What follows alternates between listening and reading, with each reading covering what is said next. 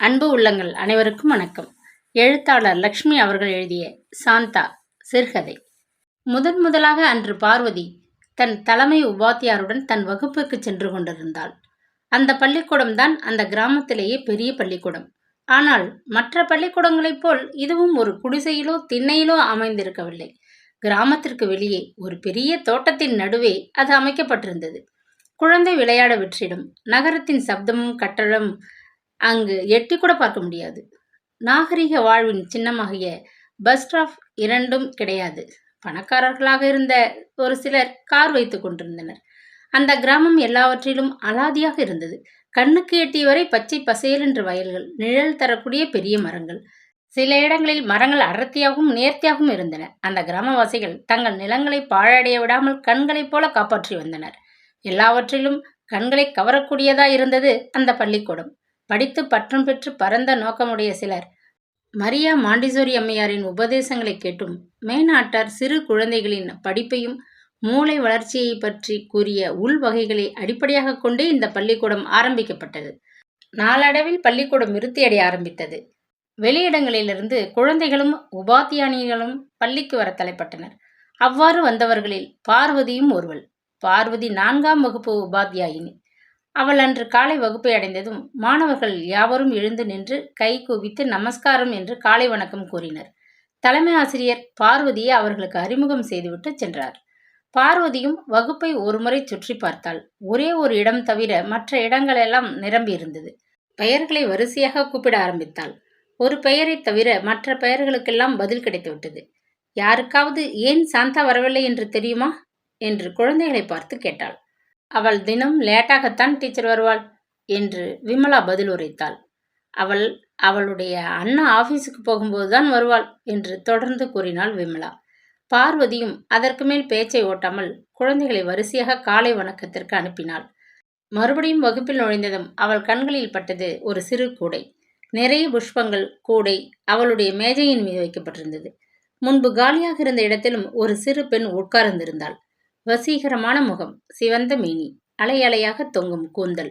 ஆனால் எல்லாவற்றுக்கும் மேலாக அவளுடைய கூரிய கண்கள் பார்வதியின் மனதில் பதிந்துவிட்டது.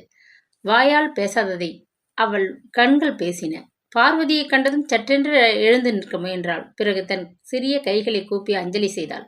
நீதானம்மா சாந்தா என்று பார்வதி கேட்டாள். ஆனால் சாந்தா பதில் உரைக்கும் முன், ஆமாம் டீச்சர், அவள்தான் நொண்டி சாந்தா என்று வகுப்பிற்குள் நுழைந்த சங்கரன் கூறினான். பார்வதியின் மனது ஒரு வினாடி துணுக்குற்றது. மறு நிமிடம் அவ்வார்த்தைகள் காதில் விழாதவளைப் போல் தன் இருப்பிடத்தை அடைந்தாள். அவள் சங்கரனை நிமிர்ந்து கூட பார்க்கவில்லை. சாந்தாவின் நீர்மல்கிய கண்கள் அவள் முன் தோன்றி தோன்றி மறைந்தது. முதல் 2 பாடங்கள் முடிந்ததும் மணி அடித்தது.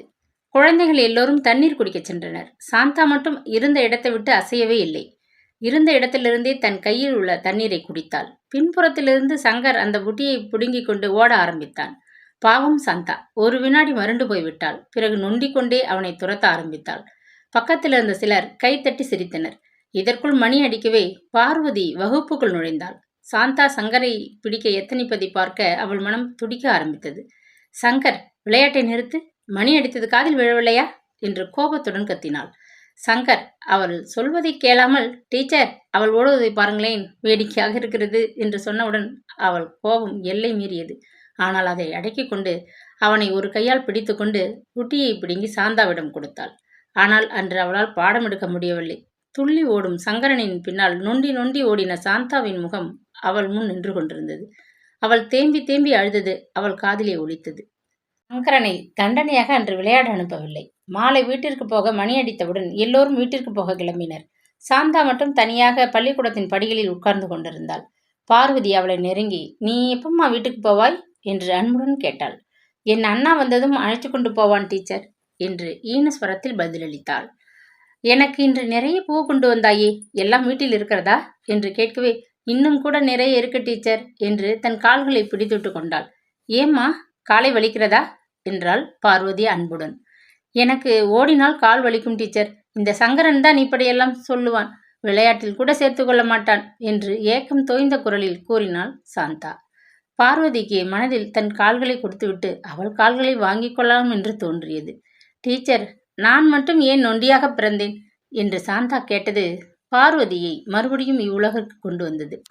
அப்படின்னா பெருமாள் ரொம்ப கெட்டவரா டீச்சர் என்று தொடர்ந்து கேட்டாள் சாந்தா. இல்லை சாந்தா, பெருமாளுக்கு உன்னை ரொம்ப பிடிக்கும். எங்கேயாவது விழுந்து காலை ஒடித்து கொண்டிருப்பாய். அது இருக்கட்டும், நான் ஒரு கதை சொல்கிறேன். சார் வரும் வரை கேட்டுக்கொண்டிரு என்று பேச்சை மாற்றினாள் பார்வதி. அன்று இரவெல்லாம் பார்வதி சாந்தாவை பற்றியே நினைத்துக் கொண்டிருந்தாள். தேம்பி எழும் குழந்தை நொண்டி, அதன் மேல் இரக்கம் கொள்ளு பாப்பா என்ற பாரதியாரின் பாட்டு காதில் ஒலித்து கொண்டே இருந்தது. சங்கரை எப்படி அடக்குவது? அவன் மனதிலே எப்படி அன்பு, தயை, இரக்கம் இவைகளை புகுத்துவது என்ற எண்ணங்கள் ஒன்றன் பின் ஒன்றாய் எழுந்தன. கதைகள் ஏதாவது சொல்ல முடியுமா என்று யோசித்தாள். பிறகு சாந்தாவின் மனப்புண்ணை ஆற்றுவதற்கு வழி தேட ஆரம்பித்தாள். மறுநாள் சங்கர் வகுப்பிற்கு வரவில்லை. வகுப்பில் சாந்தம் நிலவி இருந்தது. மற்ற பெண்கள் சாந்தாவுடன் சேர்ந்து விளையாடினார்கள். அவளை மெதுவாக தங்களுடன் சேர்த்து கொண்டு பார்வதியின் நல்ல அபிப்பிராயத்தை அடைய முயற்சித்தார்கள். கண்ணன் ஒரு நொண்டி கன்றை கையில் தூக்கிச் சென்ற கதையை சொன்னவுடன் சாந்தா மெய்மறந்து போனாள். ஆனால் சங்கரன் மறுபடியும் வகுப்பிற்கு வந்தால் கிளர்ச்சி ஆரம்பிக்கும் என்பதை பார்வதி நன்கு உணர்ந்திருந்தாள். ஒரு வாரம் அவன் பள்ளிக்கூடமே வரவில்லை. மறுவாரம் சங்கர் பள்ளிக்கு வந்த தினம் சாந்தாவின் பிறந்த தினம். அதற்காக வீட்டிலிருந்து தன் வகுப்பில் உள்ள பிள்ளைகளுக்கு பழங்களும் மிட்டாயும் கொண்டு வந்தாள். சாந்தா சங்கரன் வருவான் என்று சிறிதும் எதிர்பார்க்கவில்லை. வகுப்பில் அவனை பார்த்ததும் என்ன செய்வது என்று அறியாமல் விழித்தாள். சங்கர் ஒவ்வொரு இடமும் எனக்கு மிட்டாய் தரமாட்டியா என்று கெஞ்சி கொண்டிருந்தான். திடீரென்று சாந்தா தன் கையில் இருந்ததை அவனிடம் நீட்டினாள். உனக்கு வேண்டாமா சாந்தா என்று அவன் கேட்டான். எனக்கு ஆத்துல நிறைய இருக்கு, நீ எடுத்துக்கோ. நீ வருவே என்று தெரிந்திருந்தால் உனக்கும் கொண்டு வந்திருப்பேன் என்று சொல்லிவிட்டு போனாள். பார்வதி ஒரு கணம் ஸ்தம்பித்து போய்விட்டாள். அவள் சாந்தா சங்கரனுக்கு ஒன்றும் கொடுக்க மாட்டாள் என்று எண்ணினாள். இது நடந்து சில தினங்கள் ஆன பின்பு ஒரு நாள் பார்வதி வகுப்பிற்கு வந்த பொழுது அங்கு சங்கர் மாத்திரம்தான் இருந்தான். அவன் சாந்தா இடத்திற்கு பக்கத்தில் இருந்தான். அவன் சாந்தாவின் கணித புத்தகத்திலிருந்து தன் நோட்டில் சில கணக்குகளை எழுதி கொண்டிருந்தான். அவன் பார்வதி வந்ததை பார்க்கவே இல்லை. மும்முரமாக தான் செய்யும் வேலையில் ஈடுபட்டிருந்தான். பார்வதி மெல்ல அவ்விடத்தை விட்டு நகர்ந்தாள். கணித பாடம் நடத்த வேண்டிய நேரம் மாலையில் வந்தது. எல்லோருடைய புத்தகங்களையும் வாங்கி மேஜை மீது வைத்தாள் பார்வதி. பிறகு ஒவ்வொன்றாக திருத்த ஆரம்பித்தாள். சங்கர் மனம் படபடவென்று அடித்து கொண்டது. டீச்சர் ஒருவேளை கண்டுபிடித்து விட்டால் என்ன செய்வதென்று திகிலடைந்தது அவன் மனம். எழுந்து சொல்லிவிடலாமா என்று எண்ணினான். ஆனால் மறுகணம் பின்வாங்கினான். பிறகு மனதை ஒருவாறு தைரியப்படுத்தி கொண்டான். டீச்சர் கேட்டால் சாந்தா தான் தன்னை பார்த்து காப்பி அடித்தாள் என்று சொன்னால் போச்சு என்று எண்ணிக்கொண்டான். அவனுடைய குழந்தை மனம் பொய் சொல்லாதே. திருட்டு காரியம் செய்ததே பெரிய தப்பு என்று பறைசாற்ற ஆரம்பித்தது. சங்கரன் புஸ்தகத்தை பார்வதி கையில் எடுத்தாள். அவள் கண்கள் ஆச்சரியத்தால் அகல விரிந்தன. சாந்தாவின் கணக்கு வேறு விதமாக செய்யப்பட்டிருந்தது. 2 புத்தகங்களையும் எடுத்து தனியாக வைத்துவிட்டு மற்றவர்களை திருத்தினாள். மணி அடித்து வகுப்பு கலைந்ததும் பார்வதி சாந்தாவையும் சங்கரனையும் பின்தங்குமாறு ஜாடை செய்தாள். சங்கரன் பயந்து போய்விட்டான். கண்களில் நீர் தழும்ப ஆரம்பித்தது. சாந்தா சொல்லிவிட்டாளோ என்று பயந்து போனான். சாந்தா அவன் கையை பிடித்து அமுக்கி, பயப்படாதே, நான் என் கணக்கை எல்லாம் மாற்றிவிட்டேன் என்று அவன் காதில் சொன்னாள். நிஜமாவா சாந்தா என்று அவனை அறியாமல் உரக்க கூவினான் சங்கர். பார்வதி இருவரையும் கூப்பிட்டு காலையில் தான் பார்த்ததை கூறி உண்மையை வினவினாள். சங்கர் மௌனம் சாதிக்க ஆரம்பித்தான். ஆனால் சாந்தாவோ துளி கூட பயப்படாமல், இல்ல டீச்சர், நான் முதலில் ஒரு மாதிரியாய் கணக்கு போட்டிருந்தேன், அப்புறம் அதை மாற்றி வேறு விதமாக்கினேன் என்றாள். சங்கரின் மனம் குழைந்தது. தன்னை காட்டி கொடுக்காமல் ஒரு பொய் சொல்லி மறைப்பதை அவன் மனம் ஒப்புக்கொள்ளவில்லை. உடனே தன் கைகளை கூப்பி, டீச்சர், நான் தப்பு பண்ணிவிட்டேன், இந்த தடவை மன்னித்து விடுங்கள், இனிமேல் நான் செய்ய மாட்டேன். சாந்தா இவ்வளவு நல்லவள் என்று எனக்கு தெரியாது என்று அழாக்குறையாகச் சொன்னான். பார்வதி 2 பேருக்கும் நல்ல புத்தி சொல்லி வீட்டிற்கு அனுப்பிவிட்டு அவர்களை பின்தொடர்ந்து நடக்கலானாள். பள்ளிக்கூட வாயிலில் சங்கர் சாந்தாவின் பையை கையில் வைத்துக்கொண்டு நின்று கொண்டிருந்தான். சாந்தா தன் பின்னலை சரிபடுத்திக் கொண்டிருந்தாள். சங்கர், சாந்தா, இனிமேல் என்னோடு கூட விளையாடுகிறாயா? நான் உன்னை பரிகாசம் செய்ய மாட்டேன். என்ன சாந்தா என்று சொல்லி கொண்டு போனது பார்வதி காதில் விழுந்தது. உல்லாசமாக தன் அழகிய தலையை ஆட்டிக்கொண்டே, நீ சேர்த்து கொண்டால் தினம் வருவேன் என்று சாந்தா மெதுவாக நடக்க ஆரம்பித்தாள். இவர்களின் குழந்தை உள்ளத்தின் போக்கைக் கண்டு மெய்மறந்து நின்றாள் பார்வதி. காலையில் எழும்போதே நல்ல தலைவலி. இன்று வேலைகள் அதிகம், எப்படி சமாளிக்கப் போகிறோம் என்ற அயற்சி. என்ன ராதா, எழுந்திருக்கலையா என்று படுக்கையில் எழுந்து உட்கார்ந்து கேட்டான் விக்ரம். இல்ல, இன்னைக்கு நோயா இருக்கு, ஆனால் ஆஃபீஸில் இன்னைக்கு ஒரு பிளானை முடிச்சாகணும். நேத்தே சொல்லிட்டாங்க. விக்ரம் ஒரு எலக்ட்ரிக்கல் இன்ஜினியர் ஒரு வேலை செய்கிறான். 2 தங்கைகளுடன் பிறந்தவன். ராதா அவன் மனைவி. அவள் ஒரு ஆர்கிடெக்ட் கட்டுமான நிறுவனத்தில் வேலை செய்கிறாள். பல ஆண்கள் மட்டுமே வேலை செய்யும் இடத்தில் ஒரே பெண்ணாக வேலை செய்து கொண்டார். இவர்களுக்கு 2 வயதில் ஒரே பெண் குழந்தை. பெயர் பூஜா. வீட்டின் தலைப்பிள்ளையாக தங்கைகளின் திருமணத்தை நடத்தி வீட்டின் பொறுப்பையும் கவனித்தாக வேண்டிய கடமை இருந்தது. தம்பதியர் இருவரையும் வைத்து லோன் எடுத்து ஒரு வீடு வாங்கியிருந்தார்கள். ராதாவின் திறமையை உணர்ந்து மேலதிகாரி மைக்கேல் தான் இருக்கும் சைட்டுகளில் தன்னுடைய வைத்துக்கொண்டு அவளின் திறமைக்கேற்ற வேலையை மரியாதையான இடத்தில் வைத்திருப்பவன். விக்ரம் அண்ட் ராதா இருவருக்குள்ளும் நல்ல புரிதல் உண்டு. வீட்டு வேலைகளை கூட பகிர்ந்து கொள்வார். கொஞ்ச நேரம் கழிச்சே எழுந்துரு ராதா, பூஜாவை நான் பார்த்துக்கிறேன். சரிங்க, சாரி, என்னால் முடியலை. ஆனால் கண்டிப்பாக வேலைக்கு போயே தான் ஆகணும். நான் ஒன்றும் சொல்லலையே. நீ நிம்மதியாக தூங்கு. குட்டிமாவை ஸ்கூலுக்கு அனுப்பிட்டு நான் கிளம்புறேன். அதன் பிறகு பூஜாவை குளிக்க வைத்து பிரெட் டோஸ்ட் செய்து கொடுத்து வேனில் ஏற்றிவிடும் வரை வேலை பெண்டு நிமிர்ந்தது. காஃபி போட்டு சோஃபாவில் அமர்ந்தவனுக்கு, பாவம், இந்த பெண்கள் வீட்டிலும் வேலை பார்த்துவிட்டு அலுவலகத்திலும் என்னமா கஷ்டப்படுகிறார்கள் என்று தோன்றி அறையில் போய் பார்த்தால் குழந்தை போல் உடலை சுருட்டி கொண்டு படுத்திருந்தாள் மனைவி. அவளை எழுப்பிவிட்டு தான் எடுக்கும்பொழுது, நான் வேணா இருந்து ட்ராப் பண்ணிட்டு போகட்டுமா? நான் போய்க்கிறேன். 2 பஸ் மாறி சைட்டுக்கு வந்து சேருவதற்குள் போதும் போதும் என்றானது. தன் இருக்கையில் சென்று அமர்ந்து ஒரு அரை பிறகு சற்று தெம்பு வந்தது. அதற்குள் மைக்கேலிடமிருந்து அழைப்பு. எழுந்து அவன் அறைக்கு போகும் நேரம் எதிரே அமர்ந்திருந்த மேனேஜர் ராமனும் வசந்தும் பேசுவது காதில் விழுந்தது. பார்த்தியா, உடனே கூப்பிட்டுட்டான். இவளை எங்கேயும் விடமாட்டான். வந்ததும் வராததுமா மடியிலேயே வச்சுக்கிறான் என்றான். ராமா சார், எந்த சைட்டுக்கு போனாலும் சொல்லி வச்ச மாதிரி இவளையே தான் கூட்டிட்டு போ. கம்பெனியில் வேற ஆர்கிடெக்ட் இல்லையா என்ன? இவ இல்லாம அவனால இருக்க முடியாது. அதுதான் அவ புருஷனுக்கு தெரியுமா? ஒண்ணுமே சொல்ல மாட்டானா சார்? அவனுக்கு என்ன, இவ சம்பாதிச்சு கொடுத்தா போதும்னு இருப்பான் போல. இது போன்ற பேச்சுக்கள் தினமும் காதில் விழுந்தாலும் அன்று உடல் சோர்வுடன் மன சோர்வும் வந்து சேர்ந்தது. சே, என்ன மனிதர்கள்!